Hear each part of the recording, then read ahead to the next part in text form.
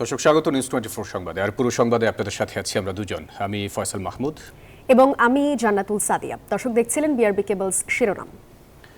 এবারে পুরো খবর। সর্বোচ্চ আদালতের আদেশে কাটল ডাকসু নির্বাচন নিয়ে অনিশ্চয়তা। নির্বাচন স্থগিত করে হাইকোর্টের দেয়া আদেশ স্থগিত করেছেন আপিল বিভাগ। এদিকে শেষ মুহূর্তে প্রচারণায় ব্যস্ত সময় পার করছে ডাকসু নির্বাচনের প্রার্থীরা। বিভিন্ন প্রতিশ্রুতি নিয়ে ঘুরছেন ভোটারদের দ্বারে দ্বারে। বিভিন্ন দাবিতে ইসিতে করছেন অভিযোগ। ছাত্রদলের দাবি ভোট কেন্দ্র বাড়ানো, আবার অনেকেই কিছু প্রার্থীকে বিশেষ সুবিধা দেওয়ার অভিযোগ তুলছেন ইসির বিরুদ্ধে। ৯ সেপ্টেম্বরে ডাকসু নির্বাচন হতে আর কোনো বাধা রইল না। নির্বাচন স্থগিত করে হাইকোর্টের দেয়া আদেশ স্থগিত করেছেন আপিল বিভাগ। বুধবার ঢাকা বিশ্ববিদ্যালয়ের আইনজীবী অ্যাডভোকেট মোহাম্মদ শিশির মনির জানান, সর্বোচ্চ আদালতের আদেশে প্রার্থিতায় আর কোনো বাধা রইল না শিবির সমর্থিত জিএস প্রার্থী SM ফরহাদের। ডাকসু নির্বাচনের উপর স্থগিতাদেশ দিয়েছিলেন, এটি অনারেবল জাজ ইন চেম্বার স্টে করে দিয়েছিলেন। আজকে বাংলাদেশের সর্বোচ্চ আদালত হাইকোর্ট ডিভিশনের আদেশের উপর স্থগিতাদেশ দিয়েছেন এবং 30 অক্টোবর 2025 পর্যন্ত এই স্থগিতাদেশ বহাল থাকবে। এর অর্থ হলো এটা 9 সেপ্টেম্বর 2025-এ উৎসব মুখর পরিবেশে ডাকসু নির্বাচন অনুষ্ঠান করার ক্ষেত্রে আর কোথাও কোনো আইনি বাধা থাকলো না। সর্বোচ্চ আদালতের আদেশ ঢাকা বিশ্ববিদ্যালয় ক্যাম্পাসে পৌঁছালে স্বাগত জানায় প্রার্থীরা। শিবির সমর্থিত ভিপি প্রার্থী সাদিক কাহিম বলেন, জয় হয়েছে ডাকসুর। নির্বাচন বানচাল করার জন্য এখানে বিভিন্ন পক্ষ চেষ্টা করছে। তো এই ব্যাপারে বিশ্ববিদ্যালয়ের শিক্ষার্থীরা যথেষ্ট সচেতন। যখন বানচাল করার চেষ্টা হয়েছিল, শিক্ষার্থীরা রাস্তায় নেমে পড়েছিল এবং এখনও বিভিন্ন ধরনের ষড়যন্ত্র এবং চক্রান্ত আমরা দেখতে পাচ্ছি। এদিকে নবম দিনের প্রচারণায় নানা অভিযোগ নিয়ে বুধবার ইসিতে যান ছাত্রদল সমর্থিত প্যানেলের ভিপি প্রার্থী আবিদুল ইসলাম। ডাকসু নির্বাচন 2025 সেটাকে সুন্দর, সুষ্ঠু, নিরপেক্ষভাবে অনুষ্ঠিত করার জন্য আমরা নির্বাচন কমিশনের সাথে আমাদের যে আলোচনা সেটা আমরা তুলে ধরেছিলাম। বৃহৎ একটি রাজনৈতিক শক্তি নির্বাচন বানচালের চেষ্টা করছে বলে দাবি করেন বৈষম্য বিরোধী ছাত্র সংসদ ও সমন্বিত শিক্ষার্থী সংসদ। আমরা প্রত্যাশা করি যে ডাকসু নির্বাচনের আগে আর কোনো বিচারিক প্রক্রিয়া হোক বা অন্য কোনো প্রক্রিয়ায় কোনো বাধা আসবে না। তবে সুষ্ঠু নির্বাচন করতে সিসি ক্যামেরা স্থাপন সহ নানা উদ্যোগ নিয়েছে নির্বাচন কমিশন। সেই দাবিগুলো আমরা নিয়েছি। মাসুদ সুমন, নিউজ 24, ঢাকা। সামাজিক যোগাযোগ মাধ্যমে এক ছাত্রকে কুরুচিপূর্ণ ভাষায় আক্রমণ ও হুমকির ঘটনায় আলী হোসেনকে 6 মাসের জন্য বহিষ্কার করেছে ঢাকা বিশ্ববিদ্যালয় কর্তৃপক্ষ। বুধবার ঢাকা বিশ্ববিদ্যালয়ের জনসংযোগ দপ্তরের বিজ্ঞপ্তিতে এই তথ্য জানানো হয়। অভিযোগ আছে, শিবির সমর্থিত প্রার্থী ফরহাদের প্রার্থিতা বাতিল চেয়ে রিট করেছিলেন বামজোটের প্রার্থী এক নারী।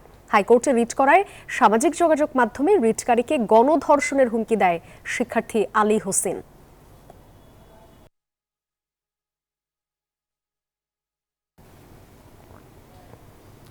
দর্শক, ডাকসু নির্বাচনে ভোটারকেও পড়তে হবে বড় চ্যালেঞ্জের মুখে।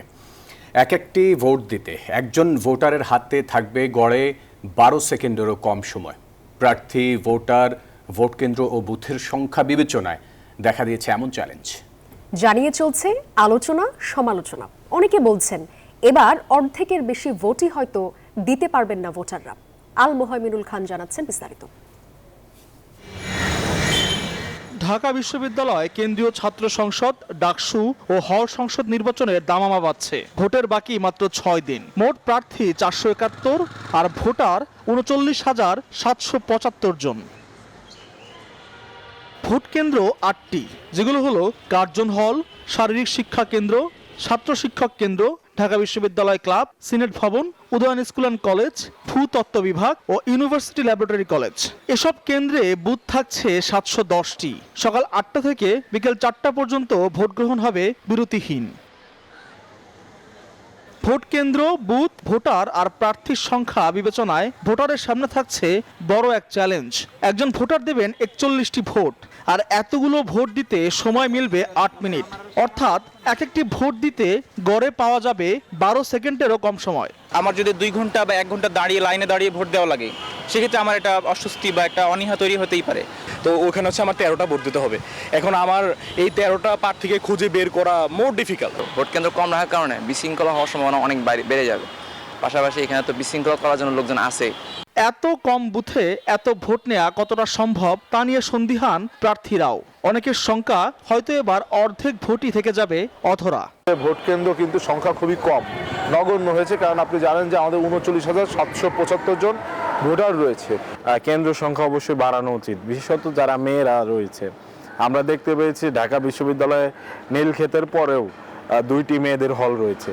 সেখান থেকে মেয়েরা যখন আসবে তাদের ভোট কেন্দ্র পড়েছে ঢাকা বিশ্ববিদ্যালয় এর যে ক্লাব রয়েছে সেই ক্লাবে। নির্বাচন কর্মকর্তারা অবশ্য আত্মবিশ্বাসী। তারা মনে করেন সব ভোট নেওয়ার সক্ষমতাই রয়েছে এই 8 কেন্দ্রের। প্রতি ভোটারের জন্য 8 মিনিট হিসাব করে এই যে প্রায় 40,000 ভোটারের জন্য হিসাব। আমরা প্রত্যাশা করি সবাই ভোট দিবে, কিন্তু প্র্যাকটিক্যালি দেখা যায় 80%, 85%, 90% ভোট পড়ে। আগামী 7 সেপ্টেম্বর পর্যন্ত প্রচার চালাতে পারবেন ডাকসু নির্বাচনের প্রার্থীরা, আর ভোট গ্রহণ 9 সেপ্টেম্বর। দীর্ঘদিন পর অনুষ্ঠিত হতে যাওয়া এই ডাকসু নির্বাচন ঘিরে ব্যাপক উৎসাহ উদ্দীপনা বিরাজ করছে ভোটার ও প্রার্থীদের মাঝে, যদিও দুপক্ষই সন্দিহান ভোট কেন্দ্র ও বুথের সংখ্যা নিয়ে। আর এ বিষয়ে আত্মবিশ্বাসী নির্বাচন কমিশন কতটা সুষ্ঠুভাবে এই নির্বাচনের আয়োজন করতে পারে সেদিকে তাকিয়ে আছে সব মহল। আল মোহাইমিনুল খান, নিউজ 24, ঢাকা। আদালত কর্তৃক ঘোষিত ফেরারি আসামি জাতীয় সংসদ নির্বাচনে প্রার্থী হওয়ার অযোগ্য হবেন, এমন বিধান আইনে যুক্ত করার প্রস্তাব করেছে নির্বাচন কমিশন। প্রতিনিধিত্ব আদেশে আরপিওতে সব মিলিয়ে 46টি সংশোধনী আনার প্রস্তাব করেছে কমিশন। এছাড়া আইন প্রয়োগকারী সংস্থার তালিকায় যুক্ত করা হয়েছে সশস্ত্র বাহিনীকে। নির্বাচন কমিশনার মোহাম্মদ সানাউল্লাহ জানান, জোটবদ্ধভাবে নির্বাচন করলেও প্রার্থীদের নিজ নিজ দলের প্রতীকে নির্বাচন করতে হবে। ত্রয়োদশ জাতীয় সংসদ নির্বাচনকে সামনে রেখে প্রস্তুত হচ্ছে ইসি। তারই ধারাবাহিকতায় গণপ্রতিনিধিত্ব আদেশ বা আরপিওর খসড়া আইন মন্ত্রণালয়ে পাঠিয়েছে কমিশন।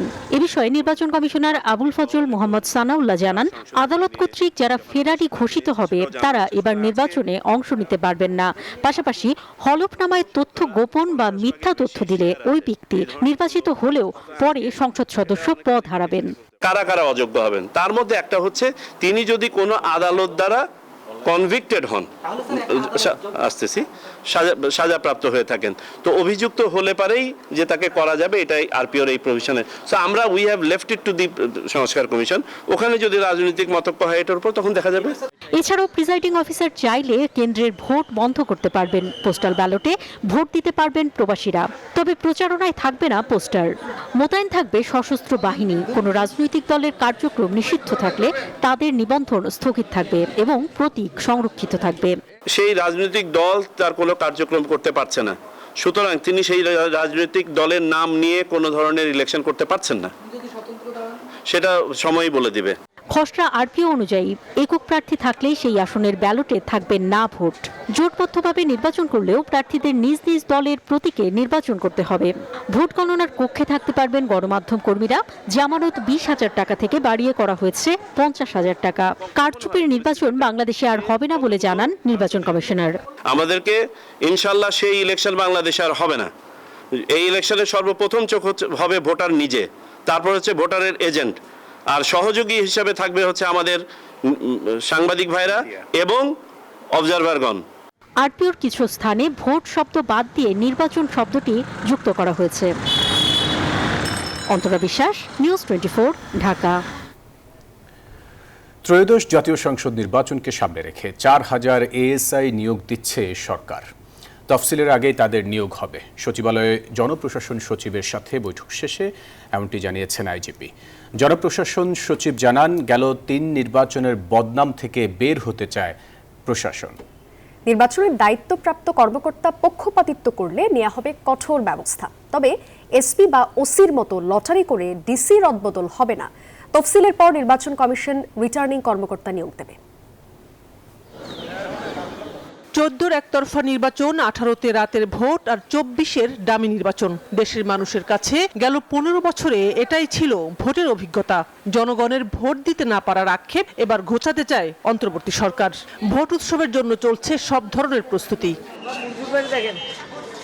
নির্বাচন সুষ্ঠু এবং শান্তিপূর্ণ করতে আরও 4000 এএসআই নিয়োগ দেওয়া হবে। অর্ধেক হবে পদোন্নতি, বাকি অর্ধেক সরাসরি নিয়োগের মাধ্যমে। সচিবালয় জনপ্রশাসন সচিবের সাথে বৈঠক শেষে জানিয়েছেন আইজিপি। তফসিল ঘোষণার আগেই এ বাহিনী প্রস্তুতের কাজ চলছে বলে জানালেন জনপ্রশাসন সচিব। প্রধান উপদেষ্টা বেশ কিছুদিন আগে আপনারা জানেন বেশ কিছু ফোর্সের স্যাংশন উনি নীতিগতভাবে সম্মত হয়েছেন, সেইগুলাই আমরা আসলে ওয়ার্কআউট করতেছি। 4000 এএসআই নিয়োগ দেওয়া হবে, এর মধ্যে 50% হবে সরাসরি আর 50% হবে পদোন্নতির মাধ্যমে। সামনে নির্বাচনের মধ্যে মাঠে প্রথম যে বাহিনীটা থাকে সেটা হলো পুলিশ, আনসার বাহিনীও থাকে। এখন তো আমাদের আনসারের অনেকগুলো শ্রেণী বিভাগ হয়েছে, কমান্ডার আনসার। এখন এই কাজগুলো যাতে এক্সপেডাইট করা যায়, এই জন্য লেখালেখি না করে এক বসাতেই যাতে হয়, সেই কারণে আজকে আমরা বসেছিলাম। আগামী নির্বাচনে এসপিওসি লটারির মাধ্যমে নিয়োগ হলেও জেলা প্রশাসক ও ইউনোর রদবদল লটারিতে হবে না। তফসিল ঘোষণার পর নির্বাচন কমিশন রিটার্নিং কর্মকর্তা নিয়োগ দিবেন। কখনো কোনোদিন লটারির মধ্যে সিভিল সার্ভিসের পোস্টিং হয়নি, এখনো হচ্ছে না, হবে না। তফসিল ঘোষণার পরেই আমরা সবাই তো নির্বাচন কমিশনের অধীনে চলে যাই, আপনারা প্র্যাকটিস দেখছেন। তখন এই বদলিগুলো করবে নির্বাচন কমিশন। ইলেকশনের রিটার্নিং অফিসার কারা হচ্ছে এটা পুরো নির্ধারিত হবে তফসিল ঘোষণার পর। ওই সময় সরাসরি যে নির্দেশনা যাবে, এর বাইরে কোনো ডিসি সাহেবরা কাজ করতে পারবে না, করবে না। জনপ্রশাসন সচিব বলেন, গেল 3 নির্বাচনে প্রশাসনের যে ভূমিকা ছিল তা থেকে এবার বের হতে হবে। কারো বিরুদ্ধে পক্ষপাতিত্বের অভিযোগ উঠলে নেওয়া হবে কঠোর ব্যবস্থা। কারো পক্ষে অথবা কোনো দলের পক্ষে আমরা এরকম বুঝি, তাকে উইথড্র করা হবে এবং প্রচলিত আইনের আওতায় এনে তাদের বিরুদ্ধে প্রশাসনিক ব্যবস্থা নেওয়া হবে। শানাজি ইয়াসমিন, নিউজ 24, ঢাকা। একদল মুক্তিযুদ্ধ বিক্রি করে সুবিধা নিয়েছে, আরেক দল 24 দিয়ে আখের গোছাতে চায় বলে মন্তব্য করেছেন বিএনপির স্থায়ী কমিটির সদস্য আমির খসরু মাহমুদ চৌধুরী। বলেন, আন্দোলনের কৃতিত্ব শুধু জনগণের। অভ্যুত্থানের পর মানুষের প্রত্যাশা পূরণে ব্যর্থ হলে যে কোনো রাজনৈতিক দলের ভবিষ্যৎ সংকটে পড়বে বলেও সতর্ক করেন খসরু। জুলাই গণ অভ্যুত্থান ও আগামী নেতৃত্ব নিয়ে রাজধানীর গুলশানের একটি হোটেলে এই সেমিনার, যেখানে বক্তাদের কণ্ঠে উঠে আসে শেখ হাসিনা আমলের দুঃশাসন ও দুর্নীতির নানা চিত্র। খুবই ডিফিকাল্ট হবে গভর্নেন্স ইন্ট্রোডিউস করার, গভর্নেন্স প্রতিষ্ঠা করাটা।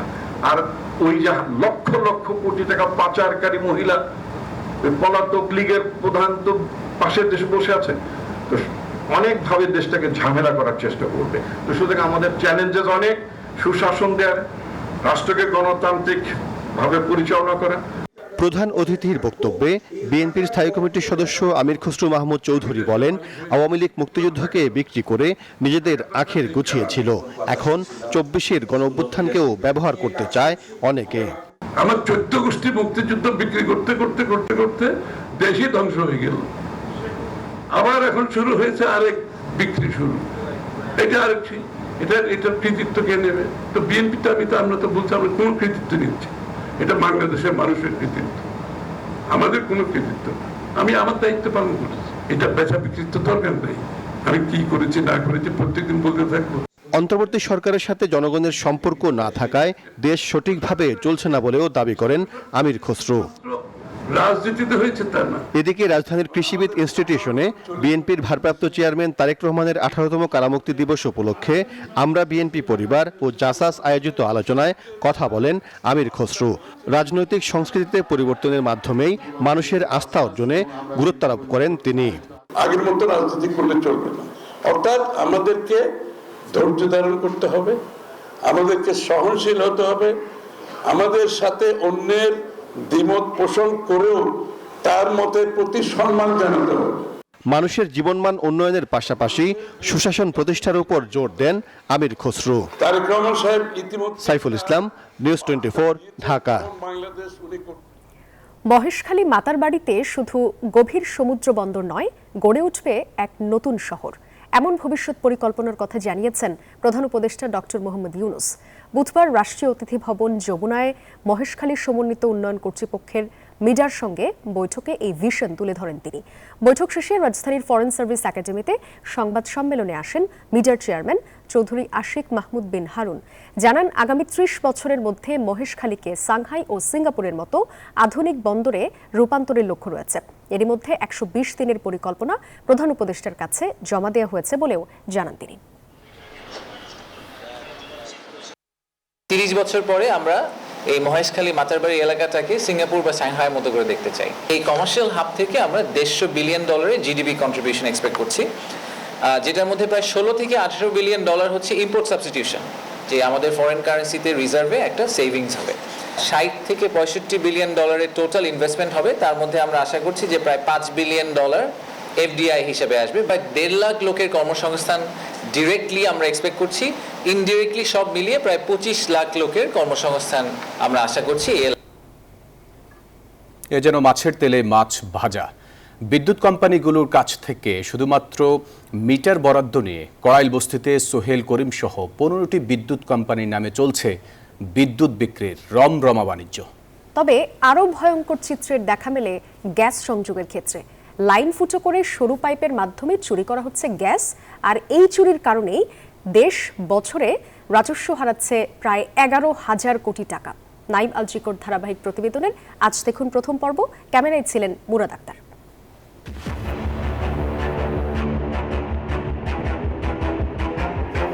আপনার জানার দরকার কি, এটা আমাকে বলেন। রাজধানীর কড়াইলবস্তি, এখানেই সুমন নামে এই ব্যক্তির হাতে বিদ্যুৎ বিলের কাগজ, তাতে লেখা সোহেল বিদ্যুৎ কোম্পানি। এটা কার জানতে চাইলে তেরে আসে সে। এমন প্রতিষ্ঠান কড়াইলবস্তিতে আছে অন্তত 15টি, যারা গ্যাস, পানি ও বিদ্যুৎ বিল সংগ্রহ করে। এর মধ্যে গ্যাসের বিল বাবদ সংগ্রহ করা হয় মাসে 3 কোটি টাকা, যার পুরোটাই যায় এই বস্তি নিয়ন্ত্রণকারীদের পকেটে। আর বিদ্যুৎ বিল বাবদ আদায় করা হয় 7.5 কোটি টাকারও বেশি। আমরা পার ইউনিটে 10 টাকা নেই, 12 টাকা নেই, এরকম ভাবে নেই। অফিস বিল আমাদের মিস্ত্রি খাটায়, তার আছে, আর আমাদের সব কিছু আর কি আমরা 2-1 টাকার মধ্যে আর কি তুলি। বিদ্যুৎ, গ্যাস ও পানি চুরির এমন চিত্রের দেখা মেলে মিরপুরের 23টি বস্তিতেও। বৈধ সংযোগকারীরা এসব সেবা ঠিকভাবে না পেলেও নিরবিচ্ছিন্ন সংযোগ রয়েছে এসব বস্তিতে। ঘর ভাড়া থাকি একটা নেই আর কি, কারেন্ট বিল, গ্যাস বিল, পানির বিল। পানির বিল আপনারা কত করে নেন? রুম প্রতি 200 নেয়, 300 নেয়। রান্না বান্না এই গ্যাস চুলা আছে, চুলাতে রান্না বান্না করে। অথচ বৈধ সংযোগ থাকলেও রাজধানীর অনেক বাসাবাড়িতে মেলে না বিদ্যুৎ, গ্যাস ও পানি।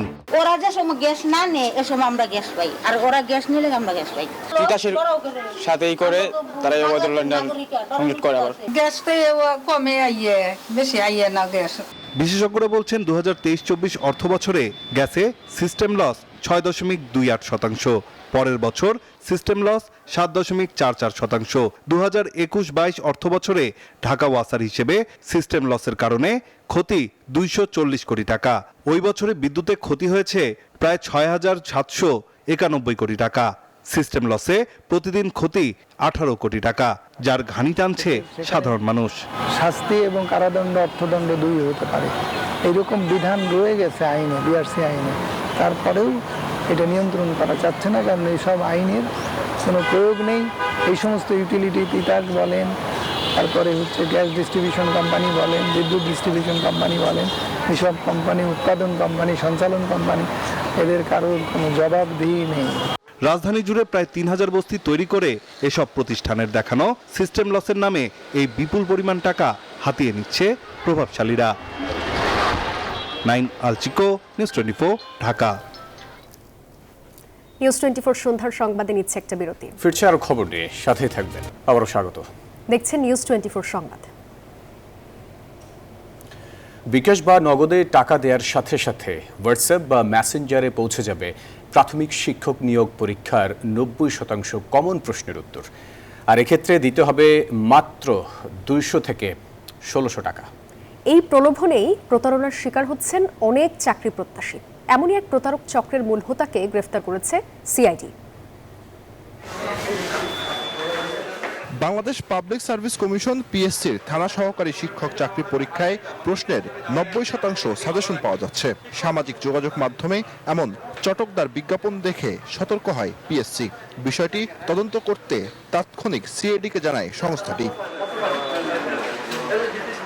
তদন্তে নামে সিআইডি। বুধবার নিজেদের কার্যালয়ে সংবাদ সম্মেলনে সিআইডি জানায়, মোবাইল ব্যাংকিং এর মাধ্যমে সাজেশনের আড়ালে এ প্রশ্নপত্রের বিনিময়ে চাকরি প্রার্থীদের কাছ থেকে মোটা অঙ্কের টাকা হাতিয়ে নেয় চক্রটি।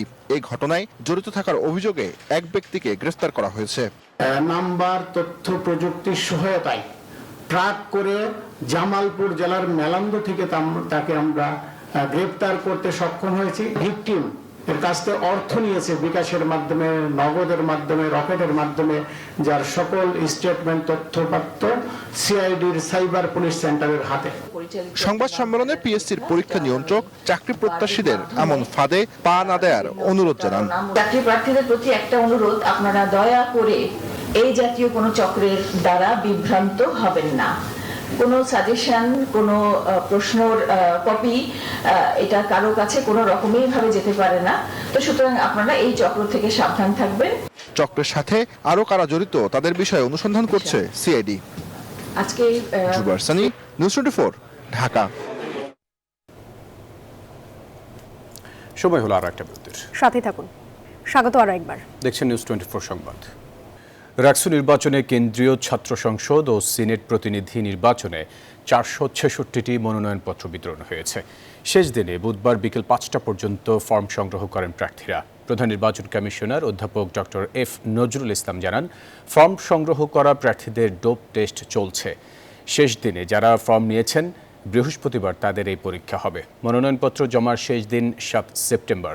প্রার্থী তালিকা ঘোষণা 10 সেপ্টেম্বর এবং ভোট গ্রহণ হবে 25 সেপ্টেম্বর।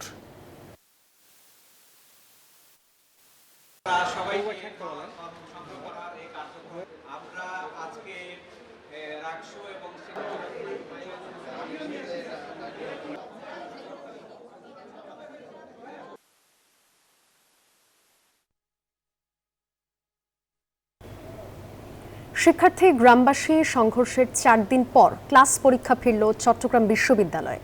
তবে ক্যাম্পাসে শিক্ষার্থীদের উপস্থিতি কম। এদিকে 8 জন গ্রেপ্তার হলেও মামলায় প্রকৃত দোষীর নাম না থাকায় ক্ষুব্ধ আহত শিক্ষার্থীরা। আবু জাবেদের ছবিতে চট্টগ্রাম বিশ্ববিদ্যালয়ের প্রতিনিধি তামিম আহমেদকে সঙ্গে নিয়ে নয়ন বড়ুয়া জয়ের রিপোর্ট। তুচ্ছ ঘটনা ঘিরে চট্টগ্রাম বিশ্ববিদ্যালয়ে শিক্ষার্থীদের সঙ্গে এলাকাবাসীর লঙ্কাকাণ্ড, সংঘর্ষে আহত হন অনেকে। অবশেষে 4 দিন পর সচল বিশ্ববিদ্যালয়।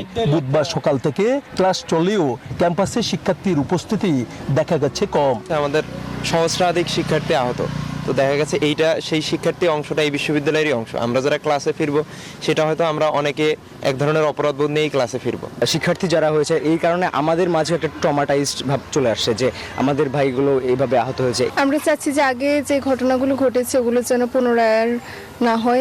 এইদিকে সংঘর্ষের ঘটনায় কয়েকজনকে গ্রেপ্তার করেছে পুলিশ। বাকিদের দত্তে অভিযান অব্যাহত রেখেছে যৌথ বাহিনী।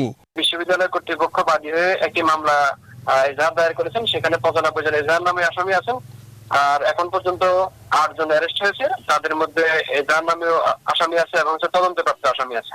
তবে আহত শিক্ষার্থীদের অভিযোগ, এই ঘটনায় উস্কানিদাতা সহ যাকে নিয়ে এমন ঘটনার সূত্রপাত সেই দারোয়ানের নামই নেই বিশ্ববিদ্যালয়ে দায়ের করা মামলায়। যে ঘটনার সূত্রপাত যেখান থেকে 30 তারিখ রাতে যে দারোয়ানকে যে আমাদের চট্টগ্রাম বিশ্ববিদ্যালয়ে একটি মেয়ে শিক্ষার্থীকে যে আঘাত করেছে, তাকে কিন্তু আমরা দেখি নাই, যে তার নামটাও দেখি নাই দারোয়ানের যে মামলার এজাহারে। এইদিকে বিশ্ববিদ্যালয় কর্তৃপক্ষ বলছেন ভিন্ন কথা। আসামি করার ক্ষেত্রে যারা স্পটে এই দায়িত্বে নিয়োজিত ছিল নিরাপত্তা দপ্তর চিন্তা করেছে কাকে কাকে আসামি করা যায়, কারা প্রত্যক্ষভাবে এই অপরাধের সাথে জড়িত তাদেরকে আসামি করা হয়েছে। সংঘর্ষের ঘটনা তদন্ত 21 সদস্যের কমিটি করেছে চবি প্রশাসন। ইতিমধ্যে কাজও শুরু করেছে এই কমিটি। নয়ন বড়ুয়া জয়, নিউজ 24, চট্টগ্রাম। দেশের অস্থিতিশীল পরিবেশের ঢেউ লেগেছে সুন্দরবনেও। সুন্দরবনে হঠাৎ করে বেড়েছে বন্যপ্রাণী হত্যা ও পাচার। বনের ভেতর অবাধে ঢুকছে চোরা শিকারীরা। বিষ দিয়ে ও ফাঁদ পেতে অবাধে শিকার করছে বাঘ, হরিণ। চোরা শিকারীদের দৌরাত্মে হুমকিতে বৃহত্তর ম্যানগ্রোভের বন্যপ্রাণী। রফিক আলীর ক্যামেরায় সুন্দরবন নিয়ে মাকসুদ রহমানের 5 পর্বের ধারাবাহিকের আজ 3য় পর্ব। কয়রা উপজেলা পরিষদের উদ্যানে লেজবিহীন বাঘের বিধ্বস্ত এই ভাস্কর্যটি যেন সুন্দরবনের প্রতিচ্ছবি। চোরা শিকারীদের দৌরাত্মে কোণঠাসা বন্যপ্রাণীরা রয়েছে অস্তিত্ব সংকট। এটা হচ্ছে সুন্দরবনের সন্ন্যাসীর খাল এলাকা। এই পথ দিয়ে বাঘ এবং হরিণের নিয়মিত যাতায়াত আছে। এখানে হরিণের পায়ের ছাপ, এই বাঘের পায়ের ছাপ, তারা এই পথ দিয়ে বনের ভিতরে চলে গেছে। স্থানীয়দের দাবি, অরক্ষিত বনের এই অংশে চোরা শিকারীদের আনাগোনা বেড়েছে। একসময় যেখানে বাঘের আক্রমণে নিহত হতো জেলে বাওয়ালি, এখন সেখানে তারাই পরিণত হয়েছে শিকারে। বাঘে নিয়ে চলি গেছে, 2 খাল পার করে চলি গে, তো মানছি বাড়ু বাড়ি হাঁকাহাঁকি করি ছাড়াই নিয়ে ওরা। পাচারকারীরা এখন শুধু বাঘের চামড়া নয়, বাঘ হত্যা করে তার দাঁত ও হাড় পাচার করছে। হরিণ শিকার করে মাংস বিক্রি করছে খোলা বাজারে। চরমুখা বাঘ শিকারের জন্য 6 জন মানুষ ক্রস ফায়ার গেছে। সেই পার্টিরা এখনো পর্যন্ত জঙ্গলে বাঘ এবং হরিণ শিকার করে, তবে তারা আগের মতন চামড়ার বিক্রি করে না। আমরা শুনি এখন নাকি দাঁত এবং হাড় বিক্রি করে। এরা রাতের অন্ধকারে হঠাৎ চলে যাচ্ছে, একটা বাহিনী যাইয়ে ভিতরে যাচ্ছে, যাই ওরা ওই ফার্স্ট দিচ্ছে। বাঘ ওই খাবার না পেয়ে আমাদের এবারে মানে লোকালয়ে চলে আসতেছে। পশ্চিম সুন্দরবন বন বিভাগ বলছে, গত 3 মাসে নিষিদ্ধ সময় বনে প্রবেশের দায়ে চোরা শিকারীদের বিরুদ্ধে মামলা হয়েছে 99টি। আসামি ধরা পড়েছে 58 জন। নৌকা ট্রলার জব্দ 83টি। হরিণের মাংস উদ্ধার 32 কেজি। সরকার যদি চায়, ফরেস্ট যদি আমি একটা হতে দিব না, আসলে হবে না, কিন্তু আমি চাওয়াটা কোন লেভেলে সেটা আমার বুঝতে হবে। 2024 সালের 5 আগস্টের পর পরিবর্তিত পরিস্থিতিতে বন্যপ্রাণী হত্যা উদ্বেগজনক বেড়েছে বলে মন্তব্য করেন এই বন গবেষক। 5ই আগস্ট পরবর্তী পরিস্থিতিতে আইন শৃঙ্খলা যে অবস্থা, সেই অবস্থাতে এটা আবার মাথা চাড়া দিয়ে উঠেছে কিনা সে বিষয়ে আমাদের নজর রাখতে হবে। শিকারী নয়, বন বিভাগই যেন শিকারীদের নজরদারিতে। কিছু হরিণ শিকারের সাথে যুক্ত, আমাদের নজরদারি করে, প্রশাসন নজরদারি করে, কিছু আছে বিষ শিকারের সাথে জড়িত, এটা তার অস্বীকার করে লাভ নেই। বন বিভাগের কার্যক্রম অনেকটাই সীমাবদ্ধ হরিণ ধরা, ফাঁদ উদ্ধারেই। আমি হরিণের মাংস জব্দ করলাম মানে কিন্তু হরিণটাকে আমি বাঁচাতে পারলাম না, আর আমি হরিণের ফাঁদ উদ্ধার করলাম মানে আমি অনেকগুলো হরিণের জীবন বাঁচালাম। কাজে আমি সেই দিকটাতে আমরা মনোযোগ দিচ্ছি এবং সেভাবে এগিয়ে যাচ্ছি। বিশ্লেষকরা বলছেন, চোরা শিকারীদের দৌরাত্মে বনে ঘটছে ভয়ঙ্কর ছন্দপতন। আহ্বান জানান বন্যপ্রাণী নিধন বন্ধে যথাযথ উদ্যোগ নেয়ার। মনিরুর রহমান, নিউজ 24, খুলনা। সিলেটের ভোলাগঞ্জের সাদা পাথর লুটপাটের ঘটনায় জড়িতদের বিরুদ্ধে এবার প্রকাশ্যে অনুসন্ধান শুরু করেছে দুর্নীতি দমন কমিশন। বিকেলে এক ব্রিফিংয়ে এই তথ্য জানান সংস্থাটির মহাপরিচালক আক্তার হোসেন। এদিন কর ফাঁকির অভিযোগে এস আলম গ্রুপের মালিক সাইফুল আলমের 2 ছেলের বিরুদ্ধে মামলা হয়েছে বলেও জানায় দুদক। পরিবর্তিত পরিস্থিতিতে 2024 সালের 5 আগস্টের পর থেকেই সিলেটের বিভিন্ন এলাকায় চলে প্রাকৃতিক পাথর লুটের মহোৎসব। তবে চলতি বছরের জুলাই আগস্টে সিলেটের ভোলাগঞ্জের সাদা পাথর লুটপাট নিয়ে দেশব্যাপী সমালোচনার ঝড় ওঠে। এমন প্রেক্ষাপটে ভোলাগঞ্জের সাদা পাথর এলাকায় অভিযানে যায় দুর্নীতি দমন কমিশন। ওই অভিযানের প্রতিবেদনে সাদা পাথর লুটপাটে জড়িত স্থানীয় প্রশাসন ছাড়াও অন্তত 42 জন রাজনৈতিক, ব্যবসায়ী ও প্রভাবশালী ব্যক্তির নাম উঠে আসে। এবার সাদা পাথর লুটপাটের ঘটনায় জড়িতদের বিরুদ্ধে প্রকাশ্যে অনুসন্ধান শুরু করেছে দুদক। পাথর লুটে জড়িত সবার বিরুদ্ধেই আইনি ব্যবস্থা নেবে সংস্থাটি। সাদা পাথর নিয়ে আমরা ইতিপূর্বে আপনাদেরকে জানিয়েছিলাম যে এই বিষয়ে আমাদের গোয়েন্দা ইউনিট থেকে এবং এনফোর্সমেন্ট অভিযান পরিচালনা করা হয়েছিল এবং সেটি কমিশনে এই বিষয়ে পর্যালোচনা শেষে অনুসন্ধানের সিদ্ধান্ত গৃহীত হয়েছে। এদিন প্রায় 75 কোটি টাকার কর ফাঁকির অভিযোগ প্রমাণিত হওয়ায় ব্যবসায়ী এস আলমের 2 ছেলে সহ 10 জনের বিরুদ্ধে মামলা করেছে দুদক। 75 কোটি টাকা সরকারের রাজস্ব ক্ষতি সাধন করার অপরাধ অনুসন্ধানকালে প্রমাণিত হয়েছে। এই কারণে অভিযোগ সংশ্লিষ্ট জনাব আশরাফুল আলম, পিতা মোহাম্মদ সাইফুল আলম সহ মোট 10 জনের বিরুদ্ধে মামলা রুজুর সিদ্ধান্ত গৃহীত হয়েছে। এছাড়া জালিয়াতির মাধ্যমে 120 কোটি টাকা আত্মসাতের অভিযোগে ওয়েস্ট অ্যাপারেল লিমিটেডের চেয়ারম্যান আব্দুল্লাহ সহ 10 জনের বিরুদ্ধে আরও একটি মামলা করেছে সংস্থাটি। বদরুল আলম শাওন, নিউজ 24, ঢাকা। এবারে মধুমতি ব্যাংক পিএলসি অর্থ বাণিজ্য সংবাদ।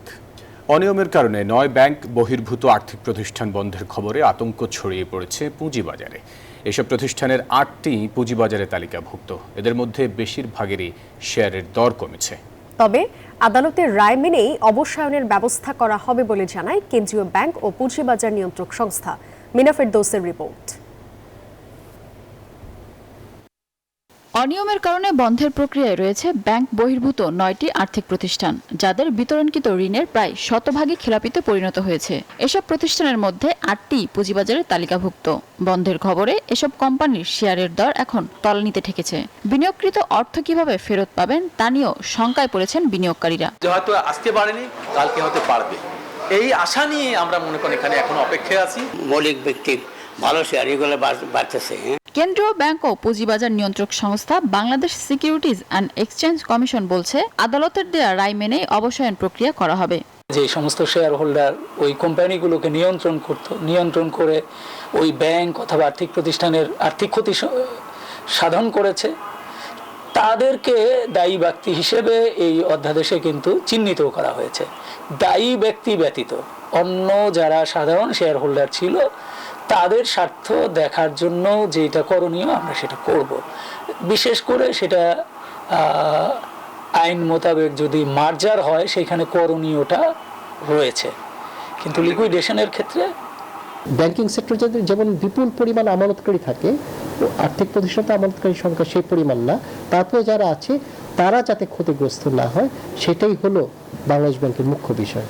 অবসান হলেও সাধারণ বিনিয়োগকারীদের স্বার্থ রক্ষার বিষয়টি নিশ্চিত করার আহ্বান জানিয়েছে ডিএসসি ব্রোকার্স অ্যাসোসিয়েশন। অন্যথায় আরো বেশি আস্থার সংকটে পড়বে পুঁজিবাজার। যে মাইনরিটি শেয়ার হোল্ডার বা স্টেক হোল্ডারদের এখানে সেফটি, সিকিউরিটি, ইন্টারেস্ট প্রোটেকশনের ব্যাপারে আমাদের মধ্যে কোনো কথাই হচ্ছে না। That is very unfortunate. বিনিয়োগকারীরা আমরা যখন শেয়ার বাজারে ইনভেস্ট করি, আমরা সবাই ধরে নিই যে আমাদের will have either profit or will have loss. তথ্য বলছে, ঢাকা স্টক এক্সচেঞ্জ তালিকাভুক্ত 33 ব্যাংক ও আর্থিক প্রতিষ্ঠানের কোম্পানির শেয়ারের দাম কমেছে। তাই সংকট সমাধানে দুর্বল কোম্পানিকে একীভূত এবং নতুন কোম্পানি তৈরির পরামর্শ বিশ্লেষকদের। মিনা ফেরদাউস, নিউজ 24, ঢাকা। সময় হলো আরো একটি বিরতি। সাথে থাকুন। নিউজ 24 সংবাদে আবারও স্বাগত। এবার আন্তর্জাতিক সংবাদ। ভারতের সংশোধিত নাগরিকত্ব আইন সিএএ-তে আবেদনের সময়সীমা আরও 10 বছর বাড়িয়েছে কেন্দ্রীয় সরকার। মঙ্গলবার এক বিজ্ঞপ্তিতে নাগরিকত্বের আবেদন 2024 সাল পর্যন্ত করেছে দেশটির স্বরাষ্ট্র মন্ত্রণালয়। আগের সময়সীমা ছিল 2014 সাল পর্যন্ত। সেখানে অনুপ্রবেশকারীদের ডিটেনশন ক্যাম্পে রাখার হুমকিও দিয়েছে দিল্লি। ভারতে এক ধাক্কায় 10 বছর বেড়ে গেল সংশোধিত নাগরিকত্ব আইন সিএএ-তে আবেদনের সময়সীমা। এই সময়সীমা 2014 ডিসেম্বর থেকে বাড়িয়ে 2024 সালের ডিসেম্বর পর্যন্ত করা হয়েছে। এ নিয়ে এক প্রজ্ঞাপন জারি করেছে কেন্দ্রীয় সরকার। নয়া বিজ্ঞপ্তিতে বলা হয়েছে, 2024 সালের 31 ডিসেম্বর পর্যন্ত ধর্মীয় কারণে আফগানিস্তান, বাংলাদেশ, পাকিস্তান থেকে যেসব হিন্দু, শিখ, বৌদ্ধ, খ্রিস্টান ধর্মাবলম্বীরা ভারতে এসেছেন, তারা নাগরিকত্বের জন্য আবেদন করতে পারবেন। বরাবরের মতো নয়া বিজ্ঞপ্তিতেও নেই মুসলিম সম্প্রদায়ের নাম। ওই বিজ্ঞপ্তিতে নাগরিকত্ব আইন আরো কঠোর করার বার্তা এসেছে। সব রাজ্যকেই ডিটেনশন ক্যাম্প তৈরির নির্দেশনা দিয়েছে দেশটির স্বরাষ্ট্র মন্ত্রণালয়। জানায়, ভিসা ও পাসপোর্ট ছাড়া যারা ভারতে এসেছেন তাদের অনুপ্রবেশকারী হিসেবে গণ্য করা হবে, রাখা হবে ডিটেনশন ক্যাম্পে। কেন্দ্রীয় সরকারের এমন সিদ্ধান্তে এরই মধ্যে ভারত জুড়ে দেখা দিয়েছে মিশ্র প্রতিক্রিয়া, বিশেষ করে সীমান্তবর্তী রাজ্যগুলোতে, কেননা এসব রাজ্যেই অনুপ্রবেশকারীর সংখ্যা সবচেয়ে বেশি। আসমা তুলি, নিউজ 24। এবার খেলার সংবাদ। Cricketers welfare association of Bangladesh কোয়াবের বহুল প্রতীক্ষিত নির্বাচন কাল। তবে এবার ভোট হবে কেবল সভাপতি পদের জন্য। দেশ এবং বিদেশে থাকা 215 জন ভোটার অনলাইন অথবা অফলাইনে ভোট দিতে পারবেন বলে জানিয়েছেন নির্বাচন কমিশনের সদস্য নাসির আহমেদ। আর ভোটের আগে অ্যাডহক কমিটির সদস্য মিনহাজুল আবেদিন নান্নুর প্রত্যাশা, সবার অংশগ্রহণে একটা ভালো সংগঠন হিসেবে গড়ে উঠবে কোয়াব। ক্রিকেটারদের ভালো মন্দ দেখভালের জন্য 2004 সালে গঠিত হয় cricketers welfare association of Bangladesh COAB. এরপর থেকে নির্বাচন ছাড়াই বিনা প্রতিদ্বন্দ্বিতায় কমিটি হয়েছে। এবার কোয়াবের বহুল প্রতীক্ষিত নির্বাচন হতে যাচ্ছে। যদিও 11টি পদের মধ্যে বিনা প্রতিদ্বন্দ্বিতায় নির্বাচিত হয়ে গেছে 10 জন।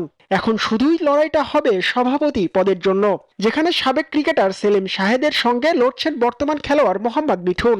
ভোটাররা ভোট দিতে পারবেন অনলাইন ও অফলাইনে। HR সফট নামে একটা থার্ড পার্টি কোম্পানি এই কাজটা করতেছেন এবং ওরা ঢাকা ক্লাব, চিটাগাং ক্লাব, এই সমস্ত ক্লাব সুপ্রিম কোর্ট টোর্ট এগুলো করে অভ্যাস আছে। সুতরাং আপনি কেউ যদি অনলাইনে একবার কাস্ট করে ফেলে তার নাম সাথে সাথে এখান থেকে কেটে যাবে, সে আর ফিজিক্যালি এখানে এসে দিতে পারবে না। নির্বাচনের আগে সব প্রস্তুতি শেষ, একাডেমি ভবনে হবে ভোট গ্রহণ। কোয়াবের নির্বাচনে 215 জন ভোটারের মধ্যে সাকিব আল হাসানের জায়গা হয়নি, কারণ তিনি। আর এই ছিল সংবাদে। সাথে থাকার জন্য ধন্যবাদ সবাইকে।